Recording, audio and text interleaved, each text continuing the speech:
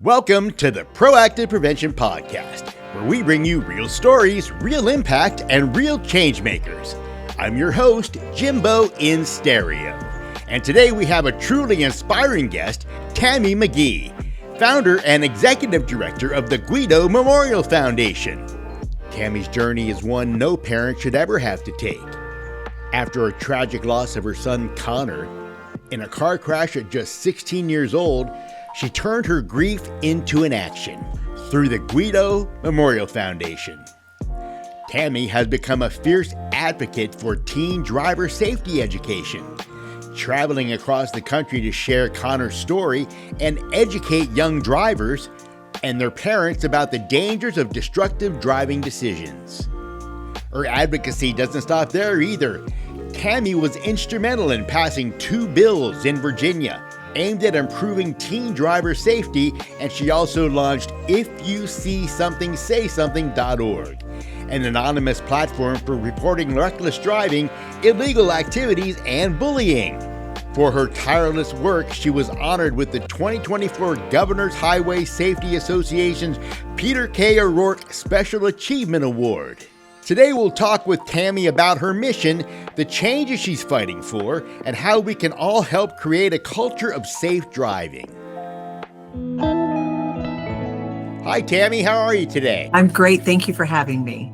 Got some questions now for you today about the Conner Foundation. The Conner Gweedo Foundation. Can you expound on that a little bit? What do you got for that today? Well, I wish I had that really wonderful story where, the knight in shining armor rolls in and picks up his bride and they ride off on a horse into the sunset. But unfortunately, that isn't the story for us. My son was tragically killed at age 16, the night of his junior homecoming dance, by a reckless, distracted, boasting driver on social media. So 2019 for us was a horrible night and the worst thing that any mother could possibly go through. Okay. Can you expound on that a little bit? Tell me, give me more detail. What exactly do you mean when you say that? Well, this teen had transferred to our school and was driving. And so as most adults would assume, if you're driving, you have a driver's license. We made that assumption. And unfortunately, this teenager was underage. He was unlicensed. And he pulled up the night of the dance and said, "Hey, Conner, come on, go to the party with me." And as Conner innocently enough would have done, said, "Sure." The party was a mile down the road. And so Conner's friend hopped in the back seat, Conner hopped in the front seat, and off they went for just a 1-mile ride down the road where the driver took off doing 70 miles an hour in a 35 zone. He lost control of the car just 500 yards down the road from the school, hit a tree, flipped the car, and he killed all 3 of them that night. And that's the basis of our foundation. And what we are trying to do is raise awareness about these dangers out there on our roadways, especially for teenagers. 3 teenagers were killed. This is in Virginia, right? It was in Virginia, October 26, 2019, 3 teenagers that definitely did not need to lose their lives.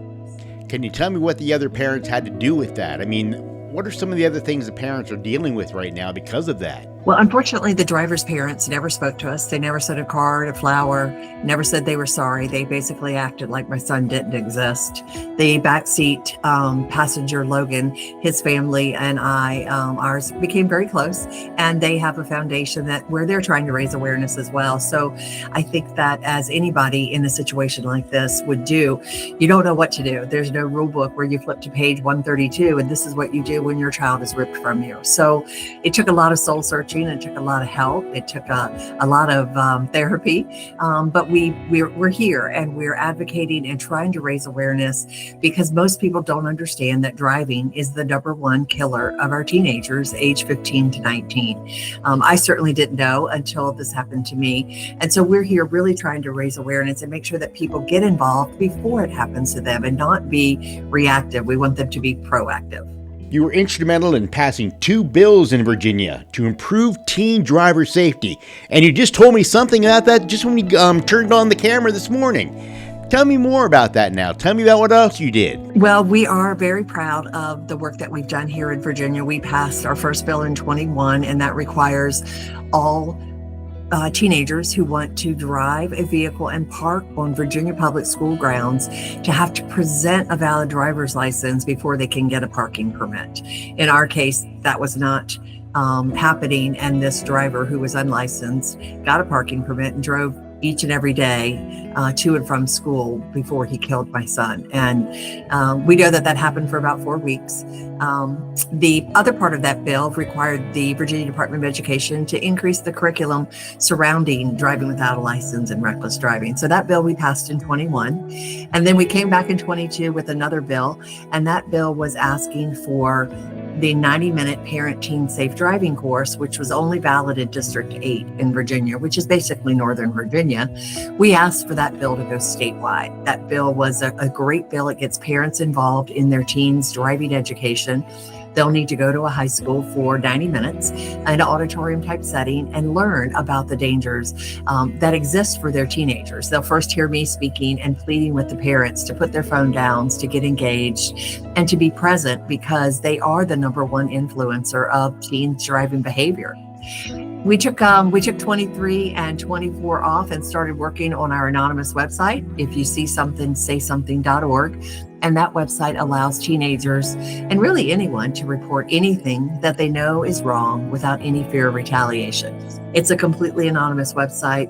We get tips all over the country, from drugs and driving infractions to bullying, alcohol, sexual assault. We even have school shootings and school bombing tips. So we took off a little time from legislation and worked on that anonymous website. And then this year, in 25, we came back with 2 new bills this year, which we're very proud of, that are on the way to governor's desk for signature right now.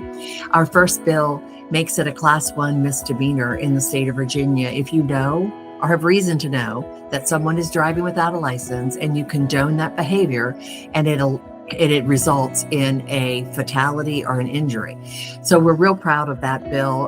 In our case, we know that the parents in our crash were to be blamed. Obviously, a 15-year-old doesn't have the means for a high-performance BMW on his own. So we're excited about that bill and making that barrier out there so that parents understand that if they allow this to happen, they will be held accountable here in Virginia. And then the fourth bill, Conner's fourth bill, which we passed this year, is encouraging all the school districts in Virginia to offer behind the wheel as part of high school driver's education. So in Virginia, there are 36 districts that do not offer behind the wheel as part of driver's education. And that is unfair. It's certainly not equitable for our lower income minority families, because if you don't offer that in school, these families have no other way to get their teens to drive except for going to a driving school, a private driving school. That's a for-profit school, and they can't afford the $400 to $600 that it might cost for that class. So we're very excited about being able to provide equitable access to behind the wheel for all students in Virginia. So yes, we've been really busy. Four bills in 5 years since Conner was killed. Wow, you've been very busy, it sounds like. Congratulations. So tell me, what are some additional policies or changes you'd like to see at the state or national level to further protect young drivers? Can you let us know about that? Well, the thing about a national perspective here is that we can't legislate nationally, so we have to go state by state. And I understand the reasoning behind that, but what we probably don't understand is that driving is the number one killer of our teenagers, and children are going to cross over state lines, whether they're going to college or traveling to spring breaks or different situations. And we want to make sure that it's consistent, if possible, state to state. If somebody's driving without a license, they shouldn't be. And it shouldn't matter whether they're in Virginia or California or Florida or Texas. So we definitely work very closely with the National Highway Transportation Safety Administration, as well as the Governor's Highway Safety Administration. We work with lots of advocates in the traffic safety realm to make sure that access to our roadways is safe for everyone. We want to make sure that anyone who gets behind the wheel has the ability to come home safe.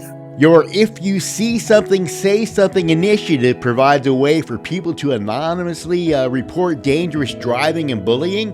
What inspired this platform, and how has the response been so far? Well, when we originally came up with that idea, most of my ideas come in the middle of the night. It's very strange, but I'll wake up in the middle of the night and I'll roll over and hit my cell phone and I'll kind of write down an idea, and then I'll get up in the morning and see it. And that was exactly what happened here. The driver of the vehicle that killed my son had been bragging and boasting on social media. He had been Snapchatting going over 100 miles an hour while he was driving. He actually posted, I don't stop bitching. I don't give an F if you like how fast I drive or not. Those were his actual words on a social media post. So we really want to make sure that teenagers are paying attention to social media and that they know that they can speak up without any fear of retaliation. So this website was designed from my son's death and from a traffic crash. But what's really great is it's morphed into so much more. We're getting drugs, bullying, alcohol, sexual assault, ammunition, school bombings, and even school shootings. So it's really an easy way for teenagers to speak up and not have to worry about being a rat or a snitch. I think you probably would admit, just as I, growing up, nobody wants to rat out a friend and be ostracized. And in today's day and age, it's got to be 100% worse for these teenagers with social media. So this website is there for them to use to report anything that they know is wrong without any fear of retaliation. Good answers, good answers. How can communities better support efforts to prevent reckless and destructive driving? It's a really great question that you asked that, because we as victim advocates and as road safety users, we have a very difficult time getting to these teenagers.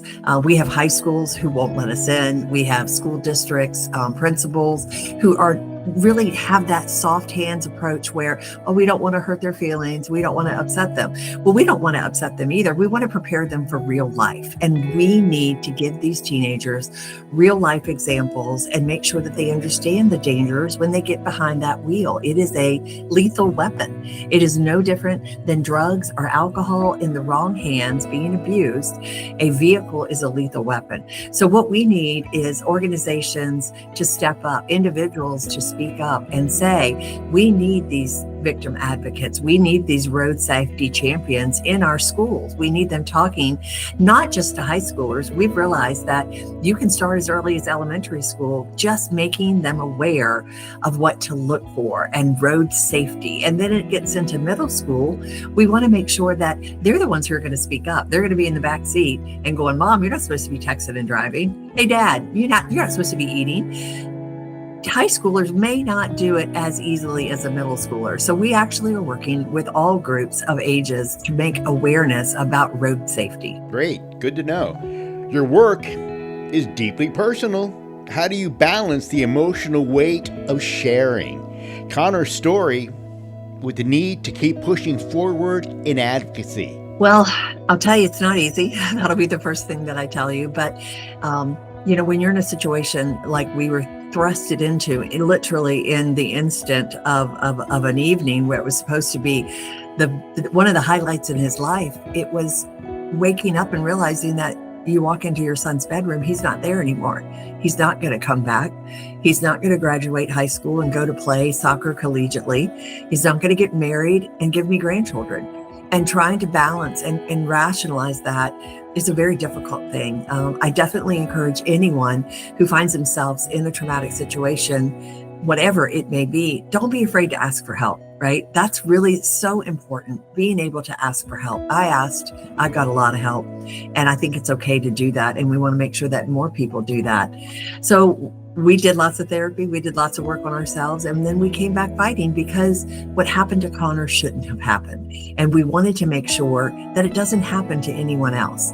And unfortunately, 7 teenagers every single day die in our country, every single day. And those are 7 lives unfulfilled. Those are 7 families shattered. Those are 7 communities that'll never be the same again. And I use this as an example to really bring home the reality is if you took everyone in the United States who's been killed by distracted driving and you put them in an airplane and you crash that airplane, the world would be up in arms. Oh my gosh, what are we doing about this? We can't have this. This is not acceptable. But because these crashes happen in little towns and communities all over the United States, onesie, twosies, threesies, they don't understand those onesie, twosies, threesies are real people. Those are real lives. And the actual concept of what we're talking about is an epidemic. It is not going to go away, and we need to throw as much muscle and attention to this problem as we possibly can to solve it. You're right. You're right. So what has been the most rewarding part of this journey for you?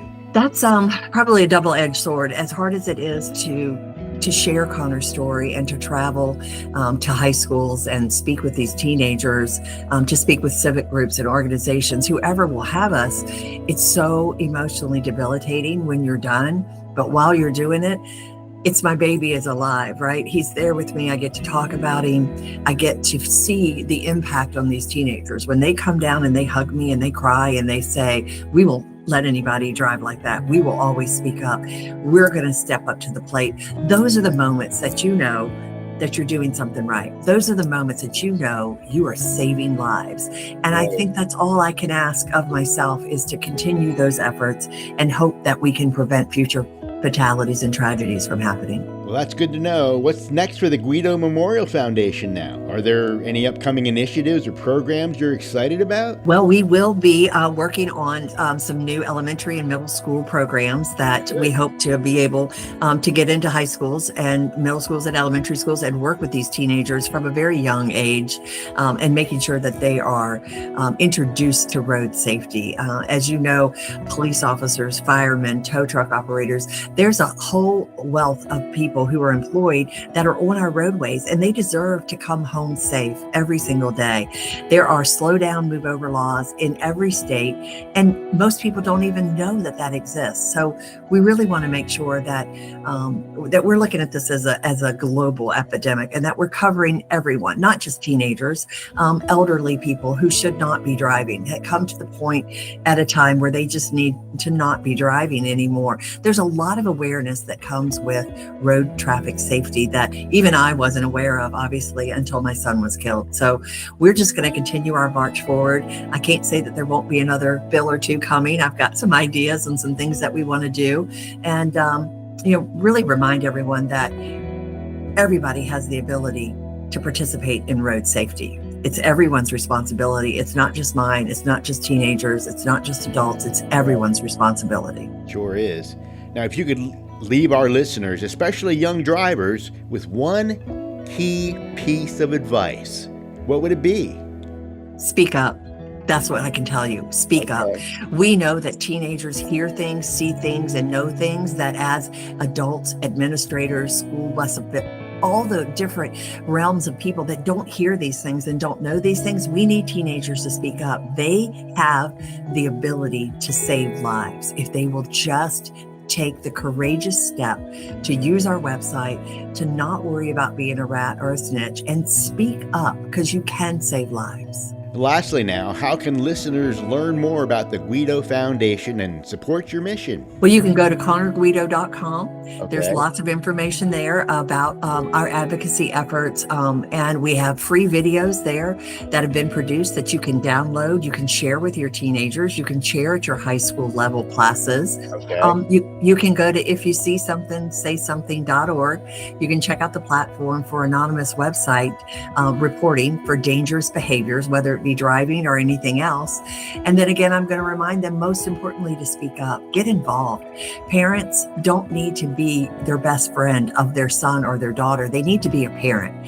And road safety is up to every one of us. So please, every time you get behind that wheel, buckle up, slow down, put your phone away, know who you're riding with so that you can arrive alive. Tammy, thank you so much for being a podcast member today, okay?